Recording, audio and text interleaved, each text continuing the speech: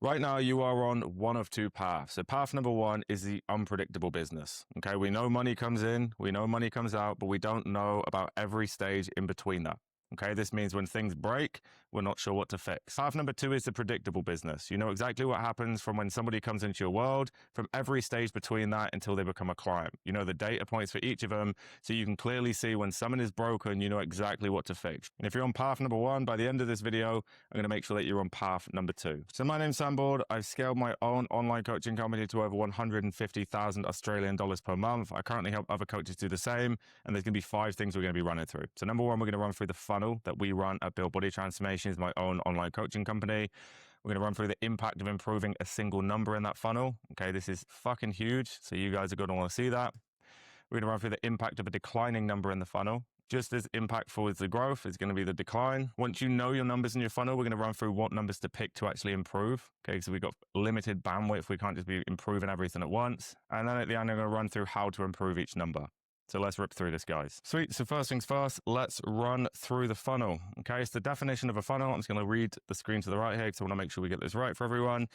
Every step that a stranger takes to becoming a paying client and the number attached to each step. Okay, that's my definition of a funnel. You can say that one more time just so it can land.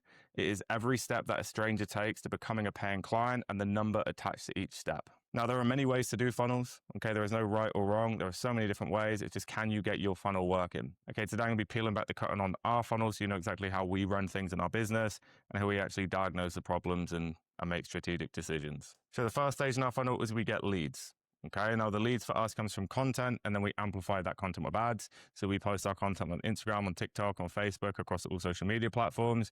The content that does well, we amplify those with ads, and we funnel them through to our page. The second stage is the DM. So when we get leads, the next path, and no matter where they come from, we're pushing them through our Instagram DMs. Now for us, we've just found this is the best conversion rate. We've had lots of different funnels running in the past where we're trying to book people in from VSLs and from emails and all of these different things. We've just found that when we funnel those people back down to the DMs, they just tend to convert a lot better and go to the next stage in the funnel. Once we're in the DM, we're going to look to book in a strategy call. Okay, so we've got the leads, we're messaging our leads in the DMs. Okay, so Instagram messaging, and then we're going to go through to get them to book in a free 30-minute strategy call. Then a percentage of those leads are going to show to the call. And then a percentage of those leads are going to close and become clients. And then we need to retain those clients. Okay, so that's the 6 major stages in our funnel. We could break each of those down further. For example, if I was to look at the DM, it's like, could we break that down further? It's like, what percentage of people are replying to the first message? What percentage are we offering call? What percentage are we closing?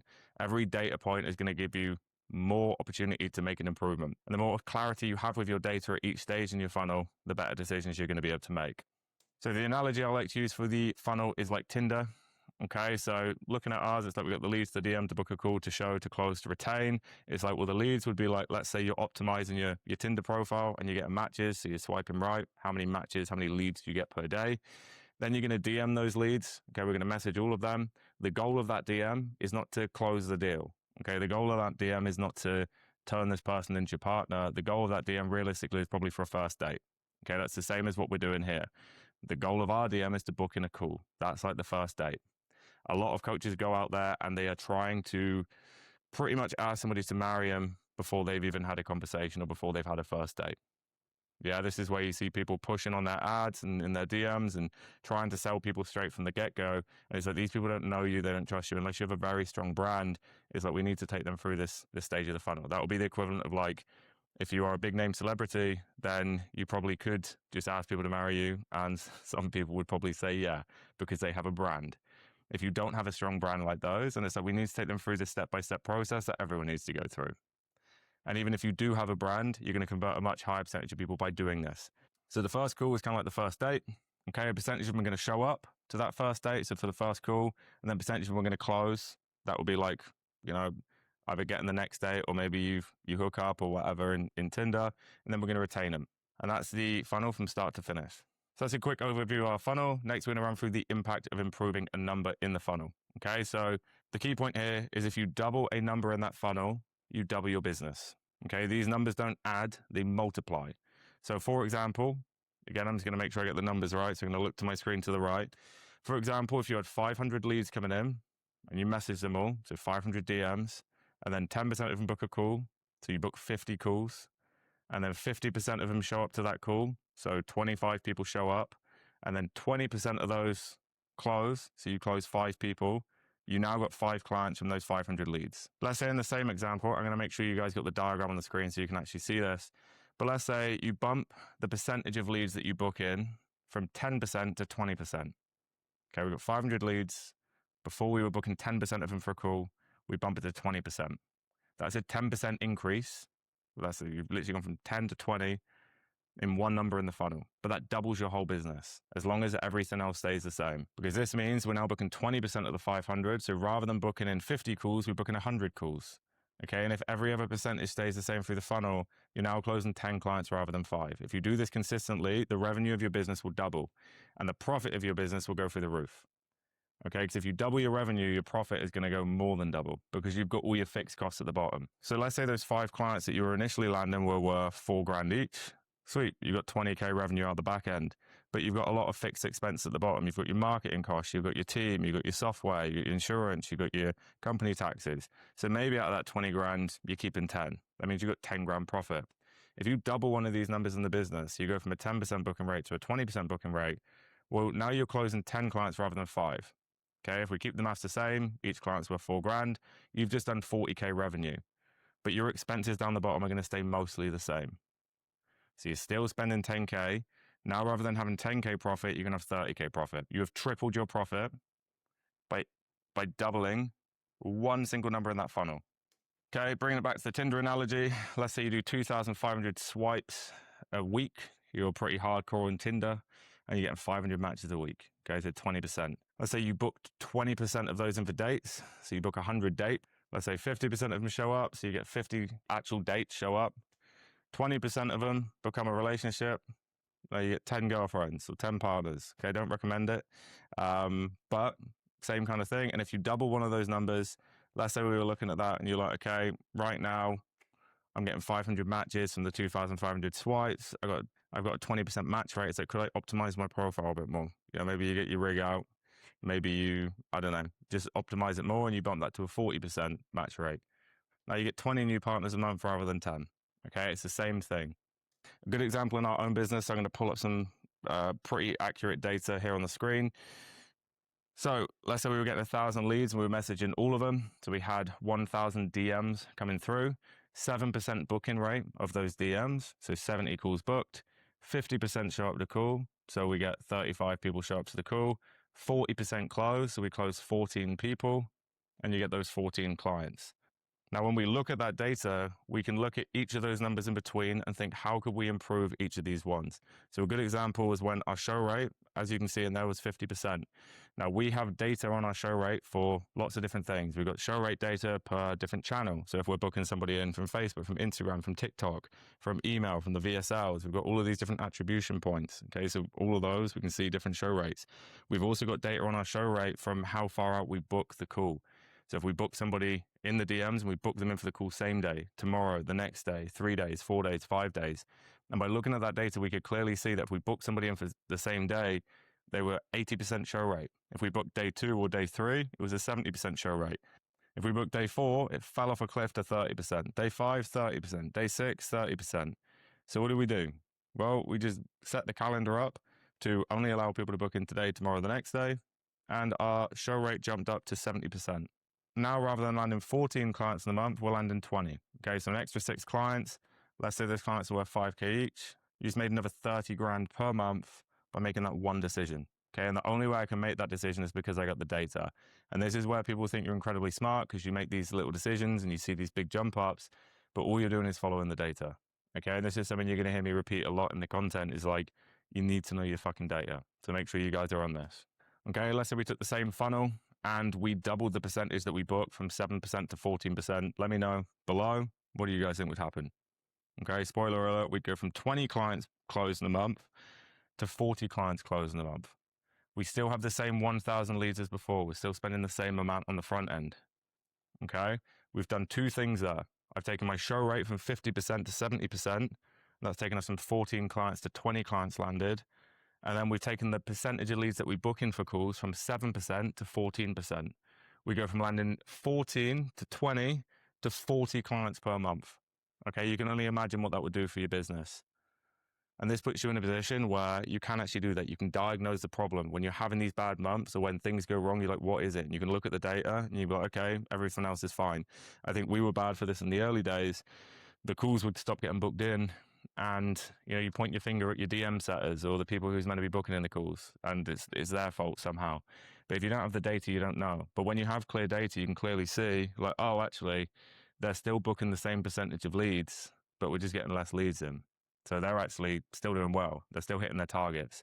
And the problem is actually the leads, and we need to solve that. Okay. Or maybe they're booking the same amount of calls, and it's actually the show rate. And we can see that. So we can be like, okay, it's not their fault. It's the show rate. How can we improve that? And there's lots of different ways you can use to improve each stage in this funnel. And I'm going to break those down a bit later in this video. Okay, now you know the impact of an improving number. What about the impact of a declining number? If one of those stages in the funnel starts going down. Okay, so just like if you double a number, you double your business. If you half a number, you half the business. So in this example here, we've got 500 leads at $7 a pop. In this example, maybe we're paying ads and we're getting $7 leads. You message them all, so 500 DMs, 10% of them booking a call, so you book 50 calls, 50% of them show, so 25 people show, 20% of them close, so you close 5 clients. Okay, that means if we look at our black box down here, we're paying $7 a lead times 500 leads. We're putting $3,500 in the front end. Goes into the black box. On the back end, let's say each client's worth $4,000. You landed 5 clients, you just made 20 grand. Okay, 3.5K going in, 20 grand going out. Let's say your lead cost doubles. Everything else stays in the funnel stays the same. Okay, now rather than getting leads at $7 a pop, we get leads at $14 a pop. Well, for the same ad spend, so it's 3.5 grand, we're now getting 250 leads rather than 500. Everything else in the funnel stays the same. Same booking rate, same show rate, same close rate. But now that same 3.5 grand will not make you 20 grand, it'll make you 10 from that one change. This has happened to us so many times, especially when you're running ads at the beginning and your lead cost jumps up from, $5 to $8. You're like, oh, it's not that bad. That's a fucking huge lift. Like your revenue is going to dip massively from that if everything else in the funnel stays the same. If it goes from $5 to $10, your business actually halves. You're going to land half the amount of clients. And if you don't have these numbers and you don't know the data, then you don't know what the problem is and you can't fix it. So again, track your data. Sweet. So now we know the funnel. We know the impact of improving a number, the impact of a declining number. Next, like what a number do you actually pick? Like, let's say you've got your funnel, you've got your data, you want to make some improvements. Like, where do we start? Like, what do we start improving? So I want you to pick the number that you can have the biggest boost the easiest. Okay, so you pick the number that you will get the biggest boost the easiest. Once you know kind of like the baselines in your industry and the funnel that you're running, you can kind of compare the numbers that you have to the baselines. And if you're below the baseline, it's like that's probably going to be a nice, easy one to improve. I'll give you a couple of examples here. Yeah, let's say we just started running ads and you're spending $500 a month. And I don't know, let's say you're getting 20 leads, not many leads coming in at all, kind of trickling in through the front end. And your show rate's 50%. Let's say the industry standard's 70 and you're at 50%. You could spend all of your time focused on improving that show rate from 50% to 70%. That could be a lot of work. Okay, you don't have many leads coming through the front end. Let's say you're landing 1 client. It's like, could you just spend more on ads and get more leads? Could you do more content and get more leads? Probably. Quite easy to do at that point, to double your leads. Yeah, let's say you're posting once every 2 weeks. Well, why don't we post twice every 2 weeks? Why don't we post once a day, twice a day? It's very easy to increase the volume and get more leads through the front end and just pour more people through the funnel. Because realistically, if you're landing 1 person a month and you bring your show rate from 50% to 70%, you land like 1.5 people a month. Okay, it's not going to be a big impact on the business and it's going to be quite hard to do. Much easier to just look at the front end and be like, well, can we just get more leads through the front end? Okay, same scenario. Let's say you're spending $40,000 a month on ads. Okay, and you've got tens of thousands of leads coming through. You've got a sales team on the back end. You've got all these coaches working for you or whatever. It's like, we're trying to double that front end and spend $80,000 a month on ads. That's going to be tough. You're probably going to need more DM setters. You're going to need more closers. You're going to need, more coaches on the back end. There's a lot of moving parts there. Okay, so doubling from $40,000 a month ad spend to $80,000 a month ad spend is now very difficult. So this is where you might look and be like, okay, it's probably easier now to look at that show rate and bring that from 50% to 70%. That gives you a massive lift in your business. Yeah, that's going to get almost like a 50% lift in your whole business by doing that. Another example, let's say industry standards for churn, so percentage of clients who leave on the back end, is 10% and you're currently at 20%. Yeah, but your business is profitable and you're not bringing many leads in through the front end. It's like you could try and half your churn to get it to 10%. That would double your business. But again, it's like halving your churn isn't an easy thing to do. You need better activation, better time to first value, like lots of little different things, better results. So at that point in time, it might be easier just to put more on the front end to bring more leads through. Just do more content, do more ads, get more people through the funnel. But again, if you're at a point where you're spending 10, 20, 30, 40 grand a month on ads and spending more or doing more, you're physically posting twice a day on Instagram, you're doing YouTube, you're doing all of these different things, like, fuck, we can't do more. It's like maybe now it's like, let's attack the churn. Let's try to get that down to 15%, to 10%, and then you double your business that way. And that opens up so much cash to like throw on the front end and hire the key players that you need to actually grow. Now, the standard in our funnel, okay, and this is for myself, I got a few other mates in the industry running similar funnels, and I'm going to run through a couple of different things on the back end of this. But the standard on our funnel, as long as we're paying less than $7 a lead, so we class a lead as like a download of our ebook, because that's what we're trying to do. In our business, we want people to download our free workout program, send us like a keyword in the DMs, and then we're going to message them. If we can get that at less than $7 a pop, we're good. We then have to book at least 7% of those leads in for calls. At least 60% of them show up, 30% of them close, and I got to keep churn sub 10%. Okay, I'm giving you those so you've got some baselines to compare yours against. Because if you're running the same funnel as me and your show rate's 30% and the standard might be 60, 70%, then that's a huge leverage point that you can push up. Whereas if you know, okay, well, my show rate's 70% and the standard might be 60, it's like, you know, you're above the standard. That's going to be very hard to bring it from 70 to 80. You're already above the median, like the average. Same on your churn. Like if we know the standard's 10%, you're already at 5. It's like, well, bringing that to 2.5 is going to be fucking difficult. You're already way above the standard. Okay, so having some baselines that you can compare it against is going to allow you to know, okay, which one of these numbers are we so far off on? And just so you guys know, depending on the funnel you run, all of this is going to be very different. Yeah, so we run ads for a DM funnel to get people to download that free lead magnet. If I was to compare that to somebody who maybe run ads to like buy my coaching, they're probably going to have a much higher booking rate because the people who have reached out and sent the keywords are genuinely interested in coaching. Okay, otherwise they wouldn't have clicked on the ad. So they're going to have higher intent than my leads, which are just downloading the ebook. But they're probably paying a lot more for the leads. Yeah, I'm paying $7 a lead. They might pay 20, 30, $40 a lead. I don't know. There's going to be less of them. There's going to be a lot more competition with people kind of going for those leads. So it's like you pay more for the lead, but they're higher quality. So they're probably going to have a higher booking percentage. So depending on the funnel that you run, these numbers are going to be different. I'm just trying to give you guys some baselines that you can run off based on bars. But a couple of questions I want you guys to answer in the comments.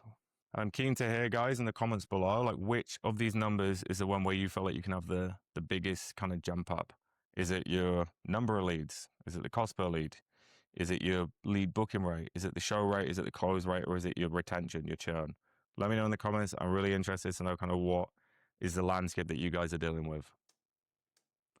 Sweet. So hopefully now you know what number we're going to be targeting first. I'm now going to give you a breakdown of ways to improve each number. And the thing I will say is the more skills you have, the more ways you have to solve each of these kind of problems or constraints.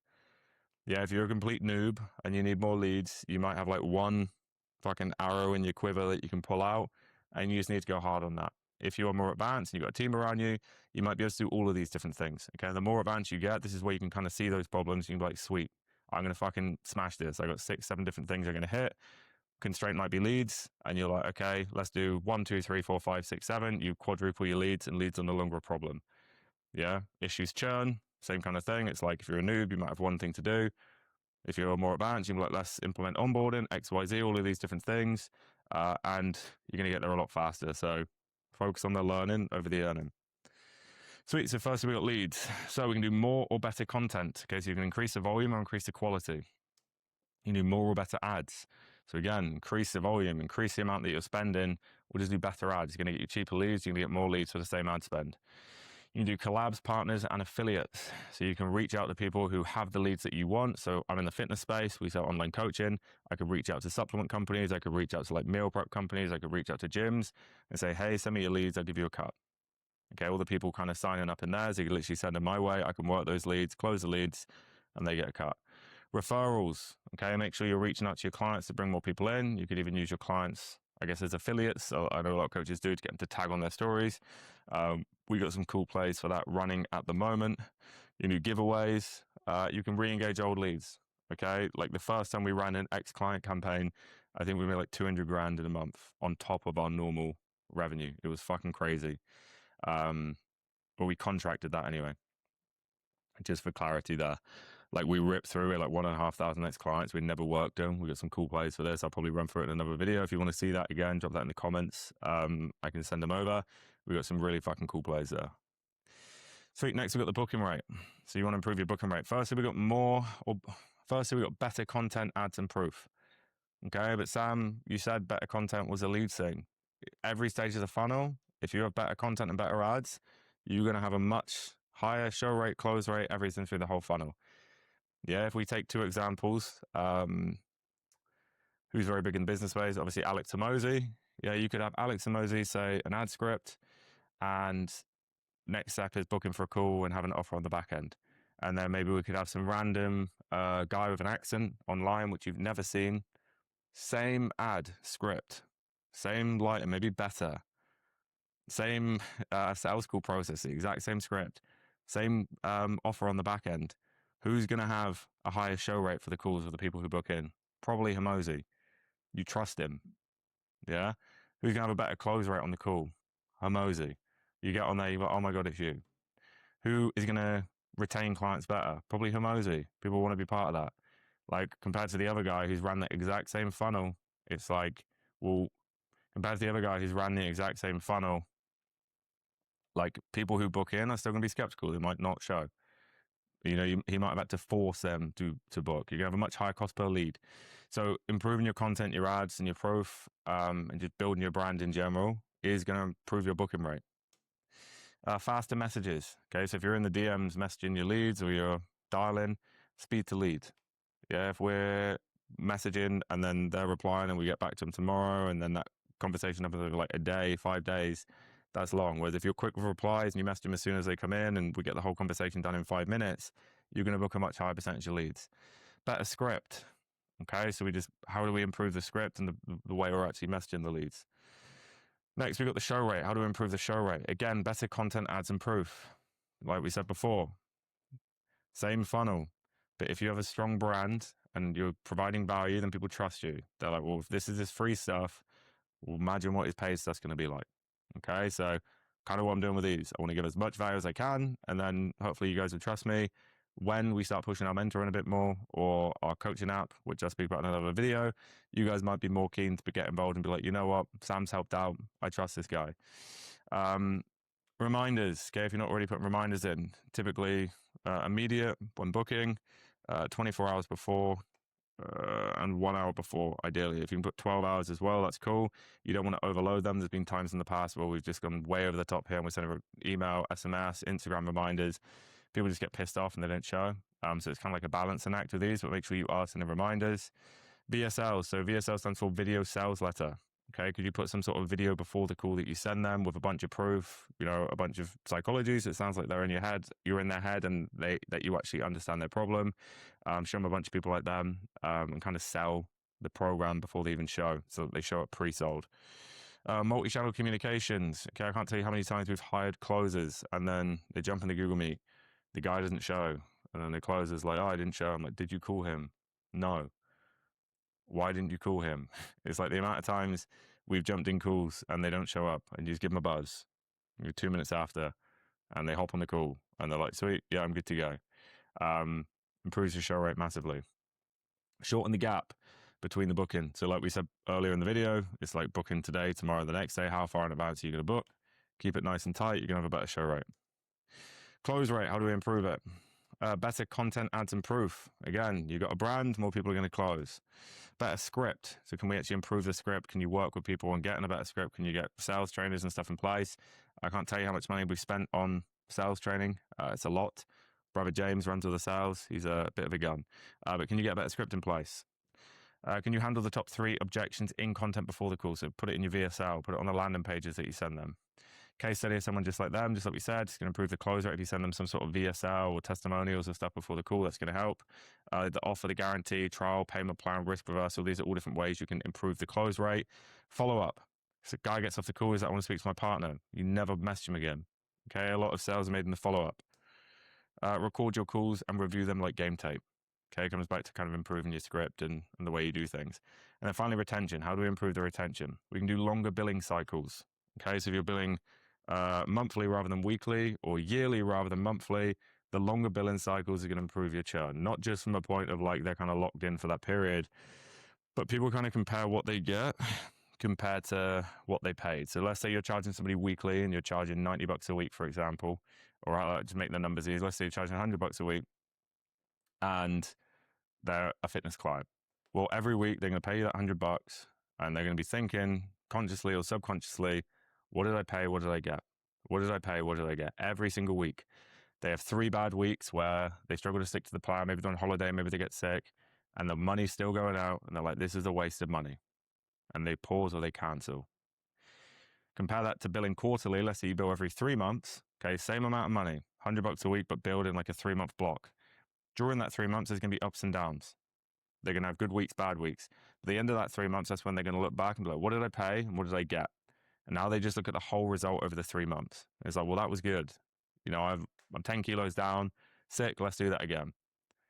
So the longer billing cycles are going to improve churn. I think Hamosi spoke about this in one of his videos, where I think it was Alan, and don't quote me on this 100%, but Alan, his software company, they had a lot of data from a lot of different companies.